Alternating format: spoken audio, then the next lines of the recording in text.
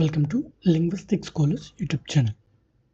Today in this video we are going to understand what is affixation and its multiple types.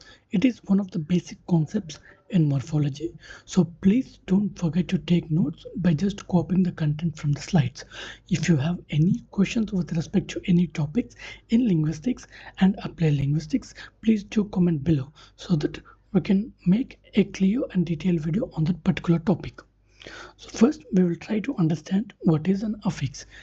A affix is attached to a root word to form a word form. So it is basically a morpheme. Let's take an example. Let's say you have a cat.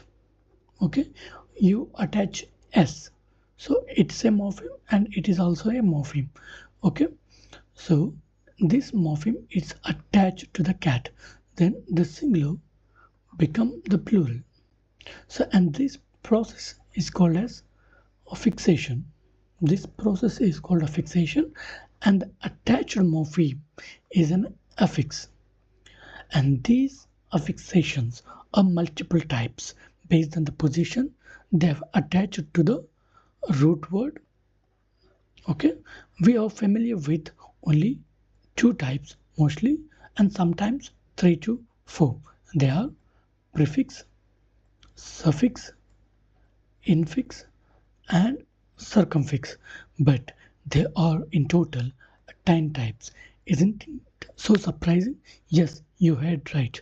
There are total 10 types, but all these 10 types are not present in all the languages. Only very few of them are present in the languages. So we will try to understand one by one. So if an affix, which is a morpheme, added at the beginning of the word, then such an affix is called as a prefix. As you can see in the word reopen, the morpheme, which is an affix, re, is a prefix as it is added at the beginning of the word. Next, an affix, which is a morpheme added at the end of the word, is called as suffix. As you can see in the word establishment, the morpheme meant, which is added at the end of the word establish. Such type of affixes are called suffix. And third type, morpheme, which is an affix added between or within a word. So I can giving you example from Tagalog. As you can see, base, which means read. When I had an infix, okay, which is between the base, between the base, between the root, okay, after the b and before asa, then it become to read. Okay, so such type of affixation within the word, within the root, is called as an infix. And circumfix, which is also an affix, basically a morpheme added at the beginning and the end of the word.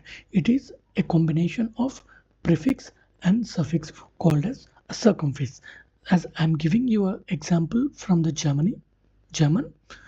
So spiel, which means play, by adding a circumfix ge at the beginning and to at the end, it become played, that is plus past. Okay, so this is an affix for the past tense in the German. Okay, gespelt is played, spell is play. So it is such type of suffixes which is basically only one suffix, but it is divided, some part of it added at the beginning and some part of added at the end, and such affixes are called circumfixes, and it is a type of discontinue morpheme. Next, interfix. These are also called linking elements. It is a morpheme added to a word but that has no meaning. You don't need to confuse between interfix and infix. In infix there is a meaning for the infix that is added within the word, whereas in the interfix the suffix, the affix added in the between the word has no semantic meaning, no semantic meaning. This is a major difference between infix and interfix. Okay, clear? And next, transfix. When the affix spread before, after, and through the base. Before, after, and through the base. This is also a type of discontinuous morpheme. In Arabic, kataba, which means write, it's a root form. When you say kataba, this addition of vowel after every consonant, then the meaning changes as he wrote. Then taktubu means he writes. He writes. These all or which are in a bold or a single affixation. Single affixation, it enhances the meaning of the root. Such type, as you can see, where the affix, a single affix, spread throughout the base before and after. Such type of affixes are called transfix. Next, we have simulfix. It's an affix that changes one or more phonemes in a morpheme to create a new word. As you can see, in the tooth, the woo become e, teeth. There is a change of phoneme from one to another, and it leads to singular to a plural. Such type of affixations are called, this is affix here. So such type of affixations are called simulfix. And next, we have duplifix, which is a morpheme that attaches to the reduplicated portion of the base. As you can see here, tinny winny, this E-E-N-Y is a part of reduplication. The affix W, which is part of reduplication, is in a duplifix. Next, we have suprafix, a change in the suprasegmental features, which I have already discussed what are the suprasegmental features. So a change in the suprasegmental pattern from the purpose of inflection or the derivation. As you can see, a tress is one such suprasegmental feature. If the tress falls on the second syllable, then it is a verb. If tress falls on the first syllable, then it is a noun. So the change of derivational and inflectional changes due to the suprasegmental features, and such suprasegmental feature affixation is called as suprafix. Next, we have disfix, which is a subtractive morpheme that removes a segment of a root or stem to render the resulting word.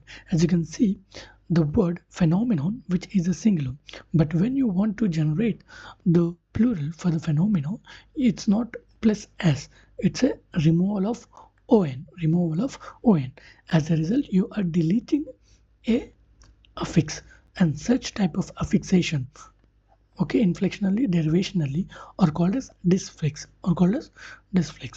So these are the 10 most important affixations. We have almost covered the all top 10 types of affixations, but there are some other type as well. But these 10 types are very important and very regularly asked in most of the examinations in linguistics and applied linguistics. So please do not forget to take notes of all these affixes along with the examples. So if you have any queries with respect to the topics in linguistics, applied linguistics, and about your research proposal or research, you can write to us on netjrfscholars@gmail.com, and please subscribe to our channel for more interesting videos in linguistics and applied linguistics. Thank you.